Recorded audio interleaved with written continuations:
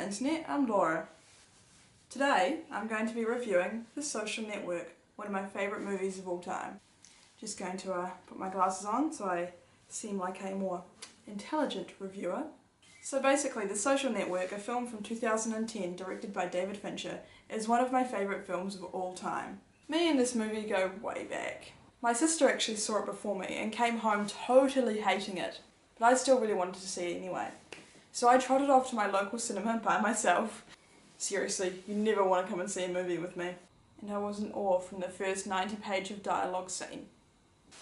I love this film for so many reasons. The script, the narrative structure, editing, music, acting, character development.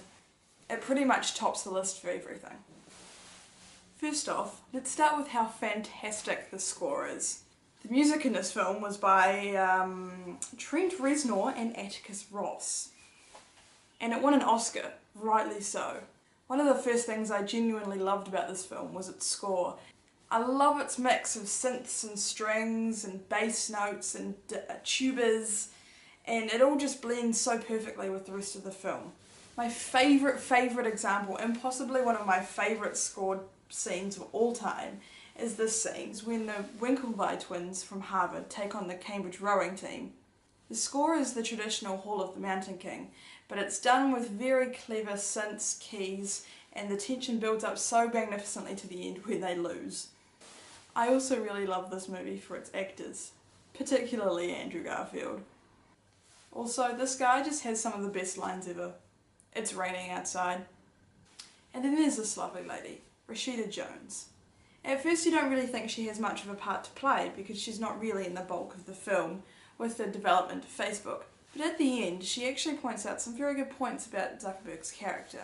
Initially, the non-linear narrative of this film completely blew my mind, but after watching it back, it really makes sense and aids the story so well.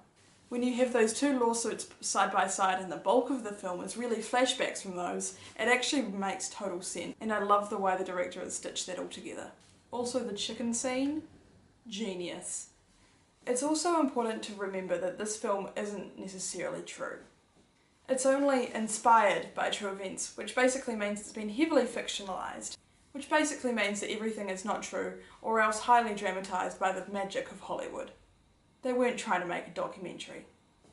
In saying that, it's still a really great film. You just have to remember that just because the Mark Zuckerberg betrayed by Jesse Eisenberg was a complete douchebag to his girlfriend doesn't mean that the real Mark Zuckerberg necessarily was. So that's it. Ka kite anō. If you want to see more of me on the web, or want to know when I'm feeling super narcissistic and tweet myself crazy, there is a link to my Twitter in the down. And you know, you can click that subscribe button if you really want to, but I'm not forcing you or anything.